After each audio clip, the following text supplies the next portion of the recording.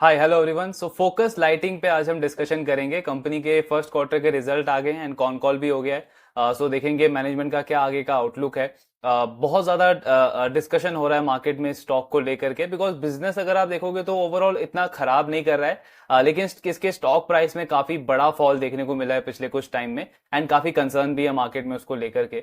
सो देखते हैं कि मैनेजमेंट ने आगे का कैसा आउटलुक दिया है। रिजल्ट ऑब्वियसली अच्छा नहीं था Q1 के अंदर। अगर आप रेवेन्यू देखोगे तो आई थिंक 6-7% की ग्रोथ थी। मार्जिन्स ऑल्दो स्टेबल थे बट प्रॉफिट का नंबर थोड़ा सा फ्लैट था। तो रिजल्ट अच्छे नहीं थे लेकिन इतना खराब भी नहीं था कि जिस जैसा पनिश मिला है इसको मार्केट से। तो देखेंगे इस पे मैनेजमेंट का कैसा आउटलुक लगता है एंड आगे का क्या उन्होंने विजिबिलिटी दी है मार्केट को। तो फोकस का अगर हम बिजनेस मॉडल देखें तो जैसे हमने डिस्कस किया है पहले भी कि चार इनके मेन वर्टिकल हैं। सबसे पहला वर्टिकल है इनका रिटेल का। तो रिटेल में जैसे आप फैशन रिटेलर्स के स्टोर्स देखते हो, जैसे आपका ट्रेंड का शोरूम है या आपका जूडियो का शोरूम है या आपके QSR कंपनीज या रेस्टोरेंट जो होते हैं, उनमें लाइटिंग का काम करता है फोकस लाइटिंग। तो जैसे हम देखते हैं कि किसी भी एक पर्टिकुलर ड्रेस पे या ऑब्जेक्ट के ऊपर जो लाइट होती है उसका बहुत इंपॉर्टेंट रोल होता है, बिकॉज वो एक कंज्यूमर को एक अट्रैक्टिवनेस शो करता है उस प्रोडक्ट की, उस पर्टिकुलर ड्रेस की या उस ऑब्जेक्ट की। तो उस तरीके का काम है इनका रिटेल सेक्टर के अंदर। रिटेल सबसे मेन काम है इनका, यहीं से इन्होंने स्टार्ट किया था। देन इसके बाद पिछले कुछ सालों में इस कंपनी ने बाकी सेगमेंट्स के अंदर भी एंटर किया है, जैसे होम लाइटिंग के अंदर। तो होम लाइटिंग में जो प्रीमियम लग्जरी हाउसेस जो होते हैं उनके अंदर जो लाइटिंग का, डेकोरेटिव लाइटिंग का जो काम होता है वो फोकस लाइटिंग करती है। फिर आपका इंफ्रा के अंदर भी इन्होंने एंटर किया है। इंफ्रा में आप जितनी भी आउटडोर लाइटिंग्स देखते हो, गवर्नमेंट की तरफ से भी बीच बीच में जो प्रोजेक्ट्स आते रहते हैं गार्डन्स को लेकर के, या आपके जो हिस्टोरिकल जो प्लेसेस हैं उसको लेकर के, उनका उनमें लाइटिंग वगैरह का काम होता है इनका। एंड लास्ट में इन्होंने रेलवे वाला सेगमेंट भी स्टार्ट किया है। रेलवे ऑल तो पिछले कुछ क्वार्टर से कुछ खास कंट्रीब्यूशन कर नहीं रहा है, बट कंपनी का प्लान है कि रेलवे वाले सेगमेंट को भी आगे चल के एक अच्छा ग्रोथ रेवेन्यू बनाया जाए इनके टोटल बिजनेस के लिए। तो ये ओवरऑल बिजनेस मॉडल है कंपनी का। रिजल्ट ऑब्वियसली अच्छे नहीं आए थे, तो अब कॉन कॉल में देखते हैं मैनेजमेंट ने आगे का क्या आउटलुक दिया है। So first of all company का कहना है कि अभी करंटली हम काफी एग्रेसिवली काम कर रहे हैं हमारे आउटडोर प्रोफाइल के ऊपर। आउटडोर प्रोफाइल में जो फैसेट लाइटिंग होती है या आपका जो लैंडस्केप लाइटिंग होती है, इन दो प्रोडक्ट्स के ऊपर, इन दो सेगमेंट्स के ऊपर कंपनी काम कर रही है।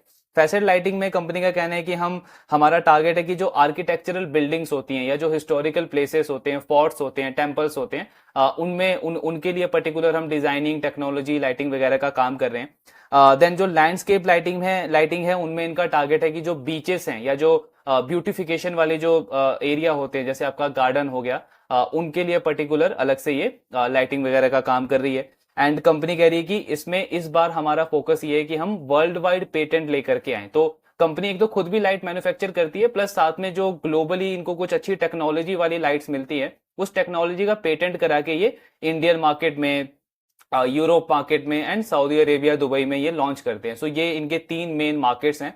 मेजरली जो रेवेन्यू है इनका वो इंडिया से ही आता है, बट वहां पे भी कंपनी अच्छा खासा ग्रो कर रही है पिछले कुछ टाइम में।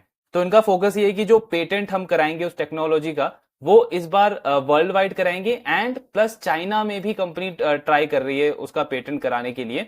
मैनेजमेंट का बोलना है कि चाइना में पेटेंट कराना ऑल्दो थोड़ा सा डिफिकल्ट है, लेकिन अगर ये एक बार हो जाता है तो एक बहुत बड़ा डेवलपमेंट हो सकता है हमारे लिए, बिकॉज चाइना जो है वो पूरे वर्ल्ड का एक बहुत बड़ा सप्लायर है। तो उसका एक बहुत बड़ा एडवांटेज हमको मिल सकता है, तो वहां पे भी ये पेटेंट का ट्राई कर रहे हैं।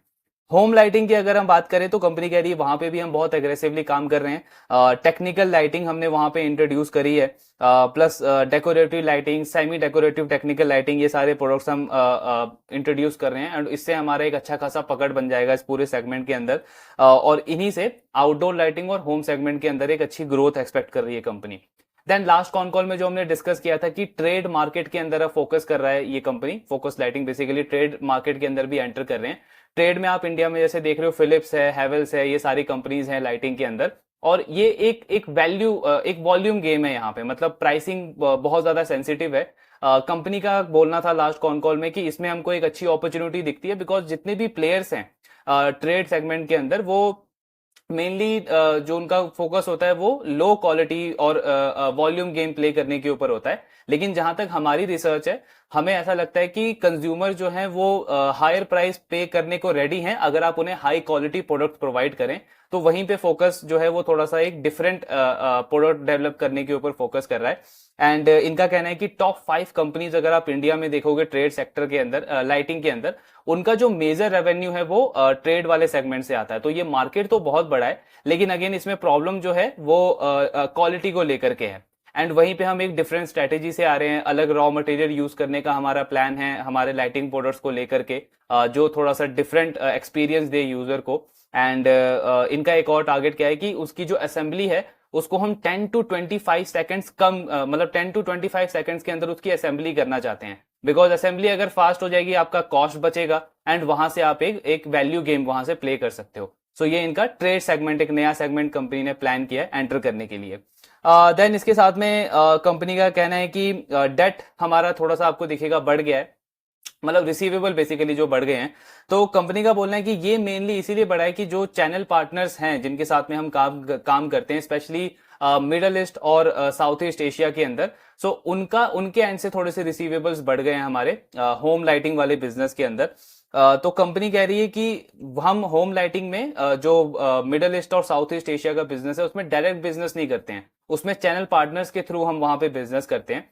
तो अब चैनल पार्टनर को जो पेमेंट है वो थोड़ा सा डिले आता है, तो उसके उसके रिजल्ट में हमें भी जो पेमेंट वो करते हैं वो भी, उसमें भी थोड़ा सा डिले हो रहा है। लेकिन उसमें कुछ बहुत बड़ा कंसर्न नहीं है। कंपनी बोल रही है कि सितंबर अक्टूबर तक हमें एक्सपेक्टेड है ये काफी हद तक ठीक ठाक लेवल पे आ जाएगा। अभी जो आपको दिख रहा है सडनली बहुत बढ़ गया है, तो सितंबर अक्टूबर तक ये ठीक हो जाएगा। देन इसमें कंपनी का मैनेजमेंट का बोलना है कि हम समझते हैं कि इन्वेस्टर्स का एक बड़ा कंसर्न है ये कि अगर रिसीवेबल्स इतने बढ़ गए हैं एंड कल को चल के वहां पे बैड डेट हो गया तो क्या कोई बड़ा प्रॉब्लम हो सकता है। बट हम इस चीज को लेकर के काफी अश्योर हैं कि इसकी रिकवरी हो जाएगी, सितंबर अक्टूबर तक हो जाएगा। बिकॉज ये एक ट्रस्ट फैक्टर इसमें काफी ज्यादा इंपॉर्टेंट होता है। हम इन चैनल पार्टनर्स के साथ में पिछले काफी सालों से काम कर रहे हैं एंड हमको पता है कि इस तरीके की चीजें बीच बीच में हो जाती हैं, बट उसमें कोई डिफॉल्ट वगैरह कुछ हम एक्सपेक्ट कर नहीं रहे हैं। इनफैक्ट अगर आप हमारा पास्ट का ट्रैक रिकॉर्ड भी देखोगे तो हमारा रिसीवेबल टाइमली रिजॉल्व हो जाता है, कोई बहुत बड़ा बैड डेट हमको देखने को नहीं मिला है। फ्यूचर ग्रुप का एक बड़ा वन ऑफ केस था, जो बिग बाजार जो कंपनी थी उसका एक बड़ा केस था। एंड कंपनी का कहना है कि उसमें हमारा 3 से 3.5 करोड़ के आसपास का पैसा हमारा गया था एंड उसमें बाकी लोगों ने भी पैसा लूज किया था। बट उसके अलावा अगर आप देखोगे तो पिछले 10-15 साल में हमारा कोई ऐसा बहुत बड़ा बैड डेट नहीं हुआ है। बिकॉज इन चैनल पार्टनर्स के साथ में हम पिछले काफी सालों से काम कर रहे हैं एंड वहां पे एक अच्छा खासा ट्रस्ट बना हुआ है। प्लस कंपनी क्या बोल रही है कि हम रिस्क इसलिए भी नहीं है यहाँ पे क्योंकि हम एंड यूजर से डील नहीं कर रहे हैं। मतलब ऐसा नहीं है कि हम किसी एंड क्लाइंट को पैसा दे रहे हैं, प्रोडक्ट दे रहे हैं एंड उसने बस वन टाइम ही बिजनेस करना है हमारे साथ। हम चैनल पार्टनर्स के थ्रू इसीलिए कर रहे हैं ताकि वो जो रिस्क है रिसीवेबल आने का या लूज होने का वो बिल्कुल कम हो जाए। इसके लिए हमको बीच में थोड़ा सा प्रॉफिट शेयरिंग करना पड़ता है इन चैनल पार्टनर्स के साथ में, लेकिन हमारे मॉडल को ये स्टेबल रखता है। तो कंपनी रिसीवेबल को लेकर के ओवरऑल काफी कॉन्फिडेंट है। देन डिविडेंड पे इनका कहना है कि अगला जो मीटिंग होगा, अगला जो कॉन कॉल होगा उसमें ये डिविडेंड वगैरह अनाउंस करेंगे, क्या पॉलिसी रहेगी। अब लास्ट कॉन कॉल में एक थोड़ा सा मिस्टेक हुआ था। मैनेजमेंट बोल रही है कि लास्ट कॉन कॉल में इन्होंने ऐसा कहा था कि जो हमारा रिसीवेबल जो बढ़ा है वो हमारे इंफ्रा सेगमेंट से बढ़ा है। तो जो इनके सीईओ हैं उनका कहना है कि ये थोड़ा सा मेरे एंड पे मिस्टेक था, बिकॉज इंफ्रा सेगमेंट में अभी न्यूली मैनेज कर रहा हूं तो मुझे इसकी थोड़ी सी क्लैरिटी नहीं थी। रिसीवेबल जो इनका मेनली बढ़ा है वो इनके होम सेगमेंट से बढ़ा है, तो इसमें एक थोड़ा सा करेक्शन किया है इन्होंने। एंड इनका अगेन वही कहना है कि इसमें कोई प्रॉब्लम है नहीं, सितंबर अक्टूबर तक कंफर्म हो जाएगा। अब होम सेक्टर के अंदर कंपनी कैसे काम करती है, तो कंपनी का बोलना है होम सेक्टर जो है चाहे वो चाइना का हो, यूरोप का हो या इंडिया का हो, इसमें जो बायर होता है वो काफी सेंसिटिव होता है चीजों को लेकर के। क्योंकि अपने लाइफ टाइम में आप एक या मैक्सिमम 2 बार अपना घर बनाते हो आप, तो उसमें जो आप मटेरियल यूज कर रहे हो, जो भी आप इंफ्रा यूज कर रहे हो, इंटीरियर यूज कर रहे हो, उसकी परफॉर्मेंस को लेकर के हर कोई काफी कंसर्न होता है। सो फोकस लाइटिंग कह रही है कि हम इसके लिए क्या करते हैं, एक्सपीरियंस सेंटर बनाते हैं हम जगह जगह पे। जैसे हमारा बैंगलोर में एक्सपीरियंस सेंटर अभी हम ओपन हुआ है। इससे पहले अंधेरी में एक्सपीरियंस सेंटर था, एक हमारा फैक्ट्री के अंदर भी एक्सपीरियंस सेंटर है। प्लस तीसरा एक्सपीरियंस सेंटर हम हमारा मुंबई के अंदर लोअर परेल में ओपन करने वाले हैं। प्लस फ्यूचर प्लान हमारा ये है कि दिल्ली के अंदर भी हम एक्सपीरियंस सेंटर एक ओपन करेंगे। एंड इसके साथ में जो हमारे चैनल पार्टनर्स हैं उनके भी एक्सपीरियंस सेंटर्स हैं, हैदराबाद में, सूरत में, अहमदाबाद में, दुबई में, इन सारे जगह पे उनके एक्सपीरियंस सेंटर्स हैं। तो इन एक्सपीरियंस सेंटर में ये जो इंटीरियर डिजाइनर्स होते हैं, जो आर्किटेक्ट्स होते हैं, उनको इनवाइट करते हैं, वो इनके प्रोडक्ट्स को देखते हैं होम लाइटिंग के कि क्या टेक्नोलॉजी यूज करी गई है, कैसा उसका डिस्प्ले होगा, देन वो आगे अपने क्लाइंट्स को रेफर करते हैं वो। तो इस तरीके का मॉडल रहता है इनका होम लाइटिंग में। कंपनी के पास होम लाइटिंग में आज के टाइम पे 30 से 35 चैनल पार्टनर्स हैं, एंड ये बोल रहे हैं कि इस साल हम इसको 60 चैनल पार्टनर्स तक बढ़ाएंगे, मतलब चैनल पार्टनर इंक्रीज करने पे फोकस है।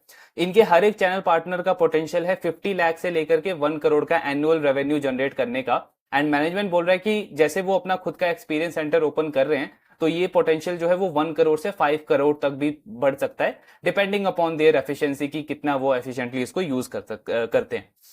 देन कंपनी का कहना है कि मोस्टली जो हमारा होम सेगमेंट का जो बिजनेस है वो हमारे चैनल पार्टनर से ही आता है। सिर्फ इंडिया के अंदर 2 स्टेट्स को छोड़ करके, एक मुंबई, 2 सिटीज को छोड़ करके, एक Mumbai and Delhi. But management बोल रहा है कि आगे चल के हमारा टारगेट यही है कि इन दोनों सिटी से भी हमारा चैनल पार्टनर के थ्रू ही सारा बिजनेस आए होम सेगमेंट के अंदर, बिकॉज हमको वो रिस्क लेना ही नहीं है कि हम एंड यूजर को दें एंड वहां पे कोई डिफॉल्ट वगैरह का प्रॉब्लम आए। तो हम चैनल पार्टनर के थ्रू ही उसमें बिजनेस लाने पे फोकस कर रहे हैं। प्लस एक और चीज क्या होती है कि ये जो चैनल पार्टनर्स हैं इनके ऑलरेडी नेटवर्क बने हुए हैं इन इंटीरियर डिजाइनर्स के साथ में, आपके आर्किटेक्ट्स के साथ में। सो वो हेडेक भी हमको नहीं लेना पड़ता कि हम जाके मार्केट में उन इंटीरियर डिजाइनर्स को, आर्किटेक्ट को इन्वाइट करें। तो इसलिए हमारा कोशिश यही है कि इन दोनों सिटी के अंदर भी चैनल पार्टनर्स के थ्रू ही हमारा बिजनेस आए आगे चल के। मिडिल ईस्ट में इनकी 3 कंपनीज के साथ में टाई अप है, 3 चैनल पार्टनर्स के साथ में टाई अप है, जिनमें से एक ने सऊदी अरेबिया में अपना एक एक्सपीरियंस सेंटर ओपन किया है। और कंपनी कह रही है कि सऊदी अरेबिया में वैसी ही ग्रोथ देखने को मिल रही है जैसे इंडिया में देखने को मिल रही है। प्लस वो चैनल पार्टनर अब दुबई के अंदर भी एक अपना एक्सपीरियंस सेंटर ओपन कर रहा है, तो वहां पे भी ठीक ठाक डेवलपमेंट चल रही है।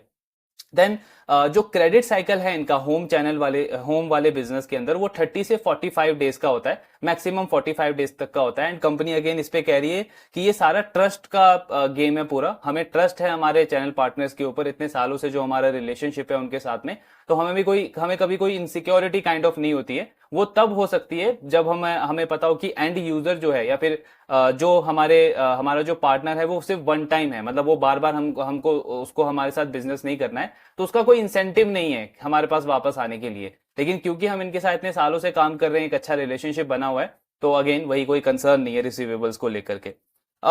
देन इसके बाद रेलवे पे कंपनी ने बोला है कि इस क्वार्टर में कुछ खास हमें ऑर्डर मिला नहीं है, लास्ट क्वार्टर भी थोड़ा वीक गया था इनका रेलवे को लेकर के।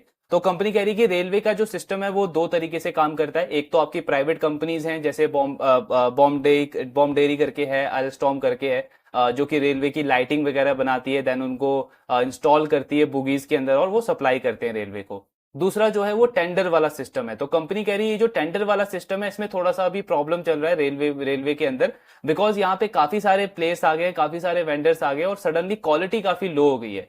तो रेलवे आज के टाइम पे क्या कर रहा है, ड्यू डिलीजेंस कर रहा है, और जब तक ये ड्यू डिलीजेंस रेलवे की तरफ से कंप्लीट नहीं हो जाती एंड रेलवे कुछ वेंडर्स को ब्लैकलिस्ट नहीं कर देता जो लो क्वालिटी में काम कर रहे हैं, तब तक हमें रेलवे वाले सेगमेंट से कुछ खास बिजनेस ट्रैक्शन हम एक्सपेक्ट नहीं कर सकते। दूसरी चीज क्या कर रहे हैं, ये जो प्राइवेट बिजनेसेस हैं वो अभी भी अच्छी क्वालिटी मेंटेन कर रहे हैं, तो ये उनको इनवाइट कर रहे हैं अपने फैक्ट्री के अंदर कि वो इनके फैक्ट्री के अंदर विजिट करें, इनके प्रोडक्ट्स को, टेक्नोलॉजी को देखे एंड वहां से कुछ आगे इनका बिजनेस वगैरह जनरेट हो, लेकिन उसमें थोड़ा सा टाइम लगेगा। तो कंपनी कह रही है कि रेलवे वाले सेगमेंट में अभी नियर फ्यूचर में हम कुछ खास एक्सपेक्ट नहीं कर रहे हैं। बड़ा पॉजिटिव क्या है फोकस लाइटिंग का, कि अब फोकस लाइटिंग रेलवे का एक अप्रूव्ड वेंडर बन चुका है। ये पिछले काफी टाइम से अंडर डेवलपमेंट वेंडर थे, अब ये अप्रूव्ड वेंडर बन चुके हैं, तो ये एक बड़ा क्लैरिटी आया है मैनेजमेंट की तरफ से। लेकिन यस, नियर टर्म में आप रेलवे वाले बिजनेस से कुछ खास एक्सपेक्ट कर नहीं सकते अभी। देन मैनेजमेंट का बोलना है कि हमारा जो बिजनेस है वो अगले 3 से 5 साल के लिए हमें इसके ऊपर काफी कॉन्फिडेंट है, बिकॉज हम क्वार्टर टू क्वार्टर हमारे बिजनेस को प्लान नहीं करते हैं, हम 3 साल 5 साल का प्लान लेके चलते हैं। तो इसमें अगले 2 साल की जो विजिबिलिटी हमको लगती है, जिस तरीके का डिमांड है, जिस तरीके के प्रोडक्ट्स बन रहे हैं, उसको लेकर के हम काफी कॉन्फिडेंट फील कर रहे हैं। अब बीच में ऑफ कोर्स ऐसे 1-2 क्वार्टर आ सकते हैं जहां पे आपको थोड़ी सी अंडर परफॉर्मेंस देखने को मिलेगी। हो सकता है ऐसे 1-2 क्वार्टर ना आए, बिल्कुल बिजनेस सस्टेनेबली ग्रो कर जाए, तो वो किसी को पता नहीं है। सो मैनेजमेंट उसी चीज को बोल रहा है कि अगले 2 साल की विजिबिलिटी को लेकर के हम काफी कॉन्फिडेंट है। एंड जो ग्रोथ, जो मार्जिन अभी तक हमने दिखाया है, हमें लगता है कि हम वो मेंटेन कर सकते हैं आने वाले टाइम में। Quarter to quarter of course थोड़ा बहुत डिप उसमें आपको देखने को मिल सकता है बीच बीच में। देन गुवाहाटी एयरपोर्ट और मुंबई एयरपोर्ट का इनको 2 ऑर्डर मिला है। मुंबई एयरपोर्ट का हमने लास्ट कॉन कॉल में डिस्कस किया था। तो कंपनी कह रही है कि इन दोनों एयरपोर्ट का हमको फेज फर्स्ट का ऑर्डर मिला है, पूरा कंप्लीट ऑर्डर नहीं मिला है। मुंबई एयरपोर्ट तो आई थिंक 4 फेसेस में कंप्लीट होगा। फर्स्ट फेज इसका दिसंबर एंड तक कंप्लीट होगा। एंड मैनेजमेंट बोल रही है कि एयरपोर्ट अथॉरिटी ऑफ इंडिया से हम अप्रूव्ड वेंडर है, मतलब एयरपोर्ट वाले बिजनेस में भी फोकस लाइटिंग जो है वो एक अप्रूव्ड वेंडर है। अब रेलवे के अंदर भी बन गया है, तो ये भी एक बड़ा पॉजिटिव है, क्योंकि कंपनी ये तीसरा एयरपोर्ट प्रोजेक्ट पे काम कर रही है। इससे पहले ये दिल्ली एयरपोर्ट के लिए भी काम कर चुके हैं।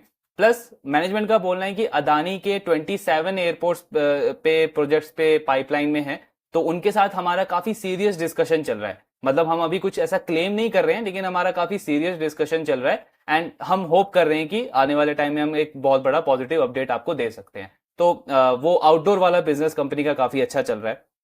देन आउटडोर में कंपनी कह रही है कि हमारे गवर्नमेंट के साथ में भी कुछ प्रोजेक्ट्स चल रहे हैं, जैसे अहमदाबाद टूरिज्म को लेकर के प्रोजेक्ट है। पास में इन्होंने सेंट्रल विस्ता के लिए कुछ प्रोजेक्ट किया था अपने चैनल पार्टनर के थ्रू, प्लस L&T के थ्रू भी इनको कुछ गवर्नमेंट के प्रोजेक्ट्स वगैरह मिले थे। तो मैनेजमेंट बोल रहा है कि गवर्नमेंट के साथ में भी अच्छा खासा पाइपलाइन है। प्लस इस क्वार्टर में अच्छी खासी इंक्वायरी भी आई है गवर्नमेंट की तरफ से, तो अगले 1-2 महीने के अंदर हम कुछ बड़ा अपडेट उसमें भी शेयर कर सकते हैं, जिसका साइज बहुत बड़ा होगा हमारी जैसी छोटी कंपनी के लिए। उस ऑर्डर का साइज काफी बड़ा है, जो कि हम अगले 1 से 2 महीने के अंदर अपडेट कर सकते हैं। देन सबसे इंटरेस्टिंग स्टॉक प्राइस पे बात हुई है। तो इनको बेसिकली ये पूछा गया था कि पिछले 2-3 महीने में अगर आप देखोगे तो आपका जो स्टॉक प्राइस है वो 160-170 से कम होकर के एकदम 85-83 के लेवल्स पे आ गया है। मतलब डेली उसमें 4-5% का फॉल देखने को मिला है। तो इसका आपको क्या रीजन लगता है? अब इसका जो मैनेजमेंट ने रिप्लाई करा है, तो मैनेजमेंट का कहना है कि ये क्वेश्चन एक्चुअली हमें पूछना चाहिए इन्वेस्टर्स कम्युनिटी से, इसका राइट हमारे पास होना चाहिए, बिकॉज हमारा काम है डे टू डे बिजनेस को चलाना, उसका ऑपरेशन मैनेज करना, बिजनेस को स्केलेबल बनाना, एंड हम वो अपने पार्ट पे कर रहे हैं। Day to day stock price में क्या मूवमेंट हो रही है ये हम ट्रैक नहीं करते हैं, एंड उसका हमें कोई आइडिया भी नहीं है। जहां तक हमें लगता है, एक और चीज उन्होंने बोली कि एंड ये 2-3 महीना नहीं है, ये एक्चुअली अगर आप पिछले 6-7 महीने से देखोगे तो स्टॉक प्राइस लगातार काफी काफी तेजी से गिरा है। बीच में हमारे 1-2 क्वार्टर में रिजल्ट काफी अच्छे आए थे। इनफैक्ट FY24 तो फोकस लाइटिंग का काफी अच्छा गया था, 35-36% की रेवेन्यू ग्रोथ थी। आई थिंक ऑपरेटिंग लेवरेज भी मिला था कंपनी को, बट उसके बाद भी इनके स्टॉक को रिवॉर्ड नहीं मिला मार्केट में, जबकि एक बुल मार्केट चल रही है। तो बुल मार्केट के अंदर भी स्टॉक प्राइस लगातार मतलब आधा हो गया है बिल्कुल 2-3 महीने के अंदर। तो मैनेजमेंट बोल रही है हमें जहां तक लगता है ये एक प्रॉफिट बुकिंग हो सकती है। काफी सारे इन्वेस्टर्स हमारे स्टॉक पे पिछले काफी टाइम से इन्वेस्टेड थे, तो मे बी प्रॉफिट बुकिंग एक पार्ट हो सकता है। अदरवाइज हमें कुछ ऐसा सीरियस कंसर्न लगता नहीं है। हमारा काम है बिजनेस को रन करना, वो हम काफी अच्छे से कर रहे हैं। फ्यूचर की पाइपलाइंस रेडी कर रहे हैं, आगे की विजिबिलिटी हमको स्ट्रांग लग रही है। तो ये स्टॉक करेक्शन हमको कुछ बहुत ज्यादा सीरियस कंसर्न लगता नहीं है। ओवरऑल बिजनेस को लेकर के हम काफी कॉन्फिडेंट हैं, एंड हम ये एक्सपेक्ट करते हैं कि अगर हमारी परफॉर्मेंस ऐसे मेंटेन रही तो डेफिनेटली मार्केट इसको सूनर और लेटर रिवॉर्ड करेगा स्टॉक प्राइस को भी। देन इनका लास्टली जो होम सेगमेंट वाला बिजनेस है, तो होम सेगमेंट का अगर आप रेवेन्यू देखोगे इनका इस क्वार्टर के अंदर, तो सडनली एक बहुत बड़ा ड्रॉप देखने को मिला है। आई थिंक लास्ट क्वार्टर में लगभग 24-25 करोड़ के आसपास का रेवेन्यू था इनका होम सेगमेंट से, इस क्वार्टर में वो 3-4 करोड़ के आसपास आ गया, तो बहुत बड़ा ड्रॉप देखने को मिला है। मैनेजमेंट बोल रही है कि ये कोई बहुत बड़ा कंसर्न नहीं है इसमें भी, बिकॉज ये हमारा मॉडल ही इस तरीके का है। फॉर एग्जाम्पल किसी क्वार्टर के अंदर DLF जैसा कोई बड़ा डेवलपर अगर कोई एक बड़ा प्रोजेक्ट लॉन्च करता है और वो उसका प्रोजेक्ट हमको कुछ उसमें थोड़ा बहुत काम मिल जाता है, तो आप देखोगे कि हमारे रेवेन्यू में एक बहुत बड़ा स्पाइक आया है हमारे होम लाइटिंग वाले बिजनेस के अंदर। लेकिन ऐसा नहीं है कि DLF हर एक क्वार्टर में एक नया प्रोजेक्ट लॉन्च करेगा, तो आपको बीच बीच में ऐसा देखने को मिलेगा हमारे होम लाइटिंग सेगमेंट में। इनफैक्ट हमारे इंफ्रा सेगमेंट के अंदर भी अगर किसी क्वार्टर में गवर्नमेंट से एक बहुत बड़ा प्रोजेक्ट आ जाता है और उसमें आप देखोगे रेवेन्यू में एकदम से बहुत बड़ा बूस्ट आ गया, ग्रोथ आ गया, लेकिन उसको बेंचमार्क नहीं मानना चाहिए आपको, बिकॉज वो सस्टेनेबल नहीं है। वो मॉडल ही इस तरीके का है। मेनली इस कंपनी का अगर आप देखोगे तो जो रिटेल वाला बिजनेस है वो थोड़ा सा सस्टेनेबल है, उसमें वोलेटिलिटी काफी कम है। इसके अलावा चाहे इनका होम सेगमेंट हो या इनका आउटडोर सेगमेंट हो या इनका रेलवे का सेगमेंट हो, रेलवे तो ऑल्दो पिछले कुछ क्वार्टर से चल ही नहीं रहा है, उसमें वोलेटिलिटी काफी ज्यादा रहती है। एंड कंपनी वही चीज कह रही है कि उसको आप एक क्वार्टर में हाई ग्रोथ को आप बेंचमार्क नहीं मान सकते, ओवरऑल उसमें ऐसा अप डाउन चलता रहेगा, बिकॉज ये मॉडल ही इस तरीके का है। उसको हम अभी बिल्ड कर रहे हैं तीनों सेगमेंट्स को। तो ये ओवरऑल कॉन एनालिसिस था फोकस लाइटिंग का। अब अगर आप कोई कंसर्न की बात करें तो ऐसा कुछ खास मेजर कंसर्न दिखता नहीं है। रिजल्ट भी जैसे हमने डिस्कस किया कि कोई बहुत खराब रिजल्ट नहीं था। हाँ, अंडर परफॉर्मेंस था, लेकिन क्या इतना अंडर परफॉर्मेंस था जिस तरीके का नेगेटिव रिस्पॉन्स देखा हमने मार्केट से, तो वो जस्टिफाई लगता नहीं है। स्टॉक अगर आप देखोगे तो आई थिंक 14-15 PE मल्टीपल पे स्टॉक ये ट्रेड कर रहा है, लेकिन एक चीज समझनी इंपॉर्टेंट है, ऐसे जो बिजनेसेस होते हैं, ये जो B2B B2G बिजनेसेस हैं, इनकी मतलब जैसे कंपनी ने खुद भी बोला कि हमारे बहुत सारे सेगमेंट्स में वोलेटिलिटी रहेगी, तो इसमें आप सस्टेनेबल ग्रोथ तो एक्सपेक्ट कर नहीं सकते। जैसे कोई B2C का मॉडल है, जैसे कल्याण जैसा मॉडल है, या फिर आपका सेंको जैसा मॉडल है, या फिर आपका रिटेल में इथॉस जैसा या ट्रेंट जैसा जो मॉडल है, जो कि स्केलेबल है, वहां पे आप डाउनसाइड थोड़ा सा एक्सपेक्ट कर सकते हो कि इतनी ज्यादा वोलेटिलिटी नहीं रहेगी, बिकॉज वो एक ब्रांड बन चुका है, वो ब्रांड वाला मॉडल है। B2B में B2G में एक छोटी कंपनी है, माइक्रो कैप कंपनी, एंड इनकी डिपेंडेंसी बड़े बड़े क्लाइंट्स के ऊपर है, गवर्नमेंट्स के ऊपर है, तो उन प्रोजेक्ट्स को असाइन होने में कई बार डिले हो जाता है, पेमेंट्स आने में कई बार डिले हो जाता है, तो उस तरीके के चैलेंजेस इनको फेस करने पड़ते हैं।